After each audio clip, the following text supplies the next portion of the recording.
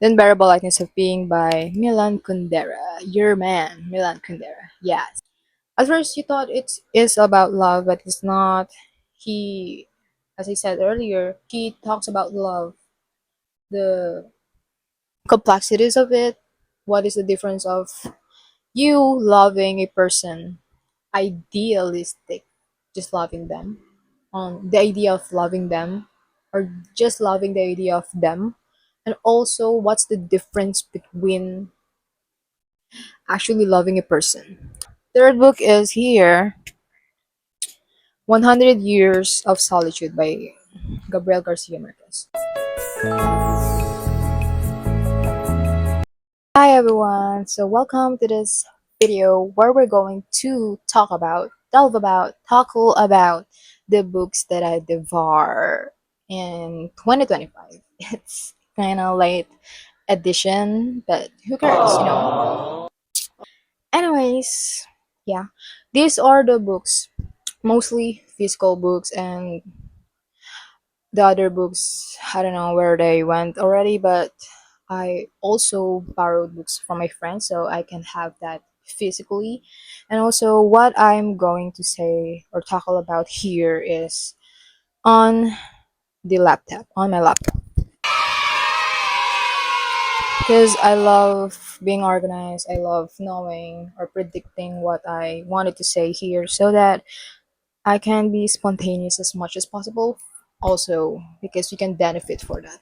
So, yeah, I will try to be concise here while also expressing myself in these books, my perspective, why I love this book, why I hate this book, and anything in between. So here it is. Thumbnail check. How many is this? One, two, three, four, five, six, seven, eight, nine. That I'm going to review for this video is only 9, but there are just 7 physical books because the other ones is I just bought or I just borrowed that in library, and the other ones is from my friend. So yeah, these are the books. Oh shit! See, I know it's gonna. You all hear that? I know it's gonna happen. First book that I have last year, and also I made another video of this previously on my channel, so if you all are interested, it is titled here, The Unbearable Lightness of Being, and by Milan Kundera. It is actually just recommended by my friend who does YouTube also. Shout out Mitch. And when I checked this out on BGC, I immediately fell in love with this book because Milan Kundera wrote the passages the passages using philosophy, mentioning Nietzsche on this part, where he also talks about or write the part where he uses metaphor describing the two wars, the differences between the war, which is the first war is about the war that is not returning or not reincarnated in a sense, and based on first based on my own perspective, and comparing it with the second type of war, which which doesn't return in the very first place. So yeah, if you really think about it, this eternal return, if you are or if you all are interested in it, you can search it up, or I'm going to have that. But actually, I talk about it, my perspective on that, and my dilemma on that in the previous video, which is I'm going to have here, guys. For me to make sense on what I'm talking about here, you all need to watch it immediately as soon as possible.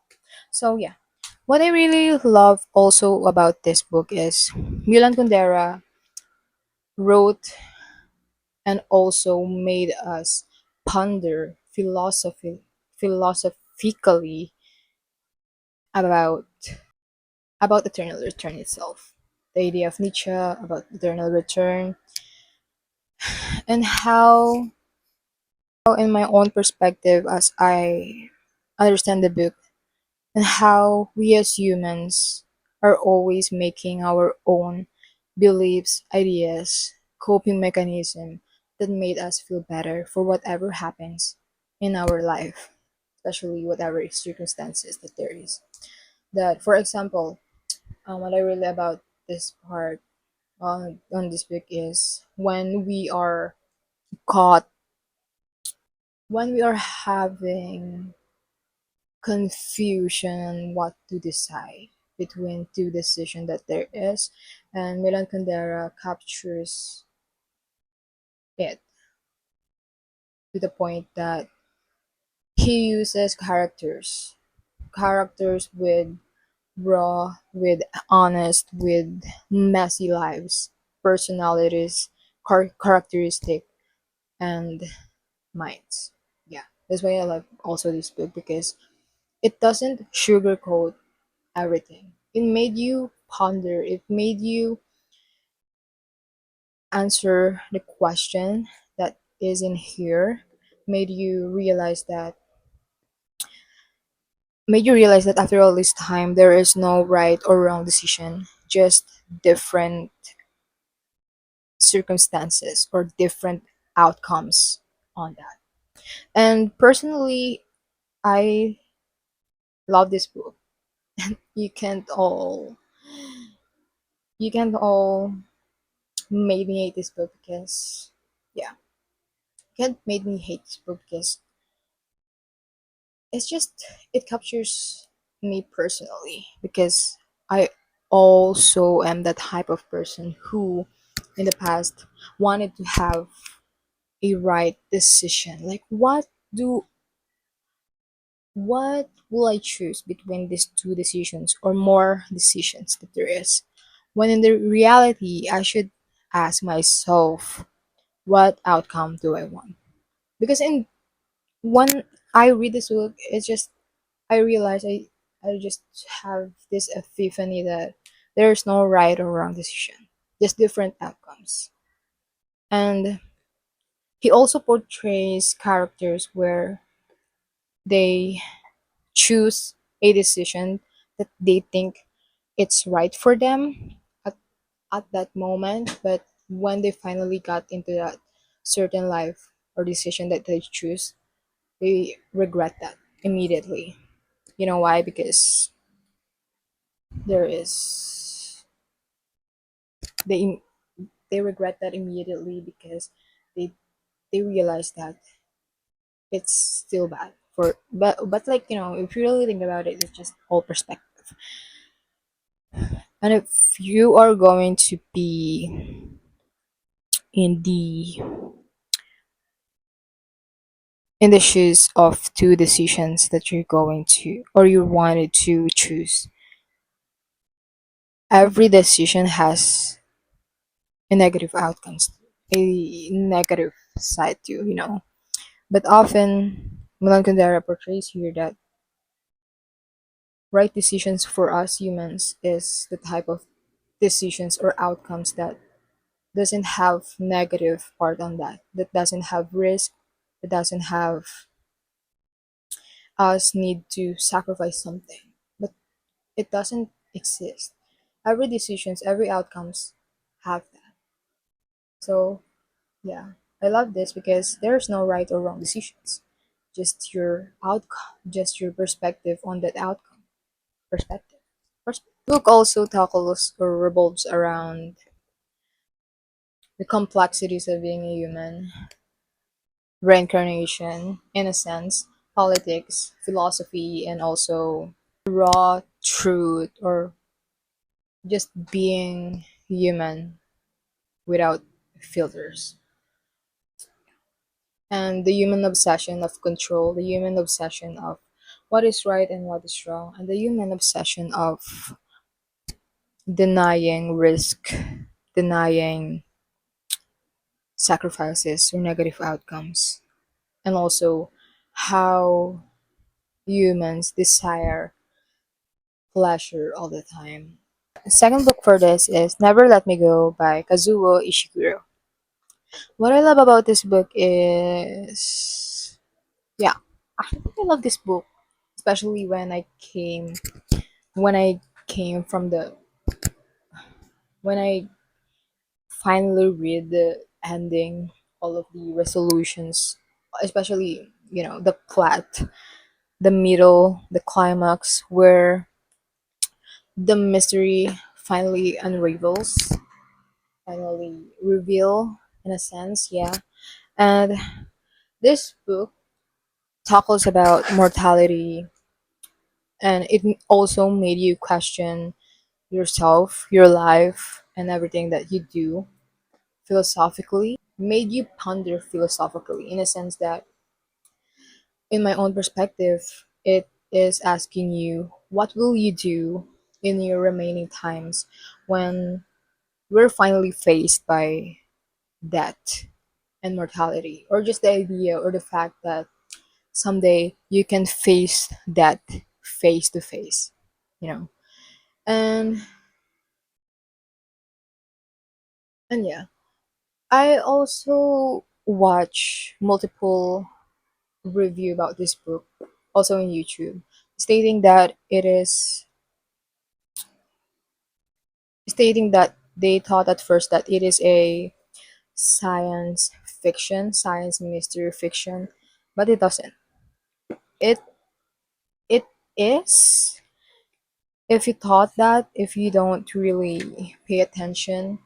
But I believe that Kazuo Ishiguro loves to apply science, loves to apply things that correlate with science, especially in his second book that I'm currently reading, Clara in the Sun. It is also science. I mean, like, at first you thought it was science fiction, but if you really pay attention to the messages, it doesn't. It's all metaphor. It's all about philosophy. You know, describing life. And yeah, it revolves around mortality. I am attached with the characters in the end because it's just it feels like they don't have a choice. They don't have a choice. And if you're in their shoes, you don't actually have a choice too. It it pertains to us, people. I believe it pertains to us in my own perspective because we all know that we can face that someday. Yeah, the idea of mortality. And the characters here also accepted their fate, that they don't have a choice. And what is in their control is what will they do in the remaining times that there is. Almost science fiction, but if you really paid attention, it is actually philosophy, revolves around philosophy, the condition of human complexities. And after all this time that we have soul, we're not just humans that are meant to die someday. We have souls. We are living for something. We are living for someone that made us human. Yeah. Third book is here, 100 Years of Solitude by Gabriel Garcia Marquez. So obviously, I love Solitude. So I was like, in the ver when I saw this in fully book at BGC, I was like, oh, it's about solitude or what? Maybe this is a spirituality book, or self-help book, but it's not. It's actually a novel, which is this is my very first time reading Gabriel Garcia Marquez, and I know he is a best-selling author, and most of his books are actually great, they say.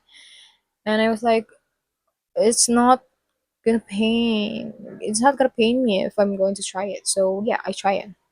And what's my perspective about this? My perspective about this book is, at first, it feels like nothing happening here.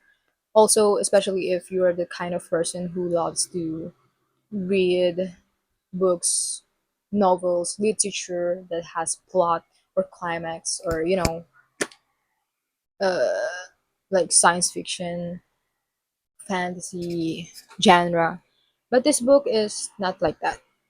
This book is actually kind of book that is there's no actually happening on here. But when I finally pay attention, besides the fact that Gabriel Garcia is known on his magical realism, he also captures me in a sense where he is actually talking about generational timeline. He loves, in my own perspective, as I observe his writing style, he loves to he likes to write about generational timeline because in his second book also that I read, which I'm going to talk about later on, yeah, similarities of that book of his is he loves to write about generational timeline, long-term timeline, decades, 100 years, whatever is that, centuries, it doesn't matter. It is Gabriel Garcia Marquez. So yeah, you can, and while you are in the process of reading this book, you can't help but to be attached in the characters, especially it has a lot of characters actually. I'm going to, made you all realize how many characters here, and he actually put characters map here. Can you see that? Oh yeah, here. Can you see that? From the until to the end of the character, which is Aureliano. Aureliano. So yeah, this book revolves around generational trauma, societal norms back then, especially that Gabriel Garcia loves to apply or puts here the societal norms back then. That is when now in the modern days that we have, it's not applicable now. And when you does that societal norms back then that they have, it's actually pretty normalized. But when you do that in the modern day, it's not. You're going to jail. Also, in my own perspective, he wrote here or wanted his readers to absorb the lesson that yes, in a sense, maybe our life are predetermined. Definition here, predetermined, or maybe we can actually change that. Like for example, my mother is like me, or my mother's mother is like her. That's the definition of predetermined life. Or he also state here that maybe our life after all this time and generations are not predetermined, that we are actually have autonomy or control in our life to change it and to not repeat the past mistakes or past traumas that there is, or generational consciousness, whatever. And also from the fact that yes, there are some parts as we being humans that can be inherited in our generations. I believe also that our life is not that predetermined. Yes, there are ways or parts of our lives that can be inherited from them, but it's not. It's not. It's not. If I'm going to like decide that I'm going to break the cycle, I can. And this lesson, it's this lesson here. And I'm not going to like, spoil the plot because this book is for entertainment. He also loves to apply here histories, why it's important to read literature, why it's important to be conscious, aware of your humanness if you are repeating the same mistake as your mother, as your grandmother. So overall, this book revolves around, are you gonna be the one? Are you the brave one to break the cycle? the generational beliefs, societal norms, generational trauma, or generational consciousness. Are you? And Garcia entertainingly and magically put it all here. Yeah, I love talking about him. Yeah, yeah. As I said earlier, I really love talking about Gabriel Garcia Marquez. Oh my god. I came even to the point where I'm too late. I'm too late. I mean, like, to even saw him, to have a chance to saw him in person, or like ask him questions, but it's too late. But anyways, yeah. At first, you thought it is about love, but it's not. He, as I said earlier, as I said earlier, he talks about love, the complexities of it. What is the difference of you loving a person, idealistic, just loving them, on the idea of loving them, or just loving the idea of them, and also what's the difference between actually loving a person. When actually loving a person, Gabriel Garcia points here that when we actually love a person, it requires resentment, it requires hatred, it requires risk, pain, suffering, sacrifices, to the point that it feels like we don't love the person anymore. And he magically wrote it also realism, realism, and realism style, using a bunch of characters also. And he also, as I said earlier, he also don't disappoint me in applying generational timeline here, that after all this time you read these characters from the very start, at the very beginning. Gabriel Garcia loves to portray, talk about, describe these characters in a timeline. Whatever is that. What he doesn't care if it's decades, if it's centuries, it doesn't matter. What he is pointing out is sometimes people don't change because they don't, because they choose to, or just because they are the way they are, you know. And yeah, I just realized that maybe because he loves to portray or apply generational timeline here is because to us to make sense that sometimes people are just people. Sometimes they choose not to change. Sometimes they choose to change, or they are changed by their circumstances or environment. And yeah, he doesn't disappoint me. And I'm actually planning also to buy his three books. Also, gonna be my reward to myself. But yeah, also last note about this magnificent author Gabriel Garcia Marquez is, even though that his novels requires you to read 400 pages, it doesn't feel 400 pages at all, because it's so entertaining, it's so magical, it's so funny. I love his humor, I love his writing skills.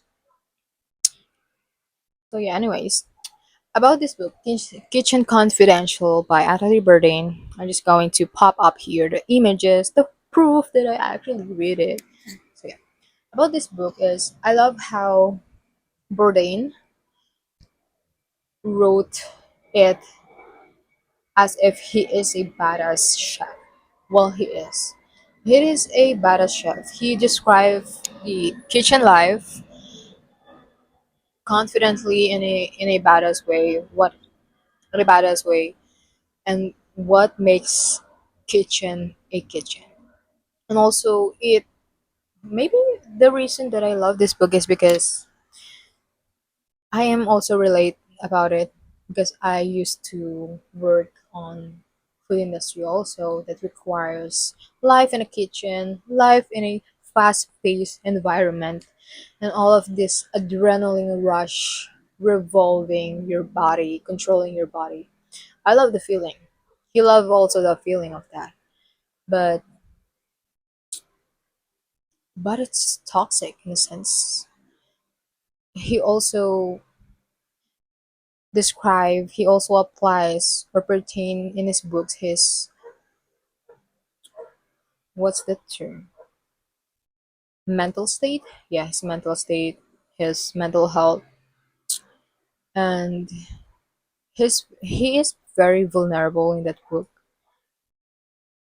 and I feel like it is also the reason why so much people love him, love his book, love how he write it, how he is so real, raw, and just being him in the process of writing the book.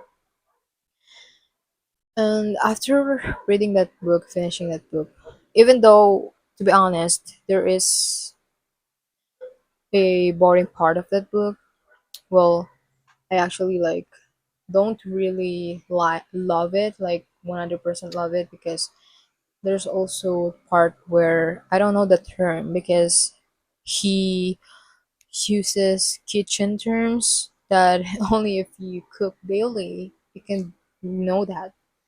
But yeah, it requires mental strength and mental focus to actually get what he is saying sometimes. But overall, it's great. After I finished reading that book, I also watched his documentaries. He became a host after that, and how his life turned around, changed also when he finally published the book. It's great. It's great. It's going to leave you with the lesson of go after what you want, love the grind, but not to love it because it's toxic. Well, it's going to be beneficial for you if you really love the grind hustle culture that there is. But if you are the kind of person who is finding balance in life, I can still recommend you reading this book, but not actually like, but not actually like changing your life. The title of this is The Death of Ivan Ilyich by Leo Tolstoy. This is my very first short story by Leo Tolstoy, and I'm actually also planning to read his other literature. But some of them is like so big, like it requires you to read 1,000 pages and sort of. But yeah, in my own perspective, it stretches your brain. It actually changes your brain chemistry, because when I read this, I finally came to the fact that wow, there is mortality. It's not just an idea, it's not just a metaphor or idea itself. It is actually going to happen for us someday. Well, this short story revolves around mortality, choices, regret, and complexities of human as being a human also. And obviously it revolves around the story or the circumstances of Ivan Ilyich, which I'm going to spoil the plot because it's short, which he is dying here. And he has we are introduced in the circumstances where, as if while you are in the process of reading this, as if you were in the process also of reading his mind, as if you were inside of his mind. He openly opens up all of his emotions, dilemmas, epiphanies that only a dying man are capable of. And if you're going to put yourself in his shoe, you can also relate that, yeah. And also, in my own perspective, Ivan Ilyich is the type of person who he said he wastes his time for nonsense things, for pleasures, for earthly materials that there is, instead of choosing to be with his loved ones, with his family, with just with him being kind to people. And all of that epiphanies and realization just came up on his mind when he is actually dying. And I think it's not actually talk about when I watch some reviews of this or read some reviews on this on Goodreads and YouTube. It doesn't I think it they don't usually talk about the part where sometimes so, they don't actually talk about the fact that sometimes that is the only comfort that there is. That if you're going to really think about it, if someone or a person has a severe illness or what, sometimes the best remedy or comfort is that, to accept that. And well, yeah, because I realized that he also said there in the part where that is much comforting than living with whatever he is having. Because in this, he is dying with an illness. And yeah, I think it's not usually talked about. I don't know. Don't say if I'm wrong, but yeah, that's my opinion on that. It made you philosophically ponder about your life, about what really matters to you. Like, do you really need to be in circumstances where you need to be dying to just realize that you should get your life together. You should appreciate people in your life or appreciate small things in life, you know? You don't. Next book, which is Pachinko by Min Jin Lee, national best-selling author of Free Food for Millionaires. So this is actually 400 pages. It's kind of thick. But what I really love about this book also is they have similarities in writings with Gabriel Garcia Marquez in a sense where they love to apply or pertain generational timeline, and they love putting 5 decades of characters that you can still read the characters even though they are all already dead in that book or plot. And well, the main theme of Pachinko is it sets in World War II. It focuses on the life of normal people in Korea and how they deal with so much sacrifices, so much pain, so much torture, so much bullying because of societal norms and stigmas that there is because of one and only destroyer of life, which is war, which is the nonsense war. And yeah, what I realized about this book is that mostly in the films and literature, also when we talk about best selling literature or books or films that is, win an awards, they often just captures stories about soldiers, popular people, people who have authorities or power. But here in this book, Min Jin Lee actually get me to love this because she bravely and freely expressed her own perspective to write this to write this with his own voice that it's not just people who have authority or power that is suffering from the war. It is also the normal people, people who are civilians, people who are just living their ordinary lives. And that is necessary because, if we really don't pay attention, we are just going to be convinced that, oh, the people that also just suffer from that war, from that period, from the timeline is just soldiers or people who have authorities, power, or whatever.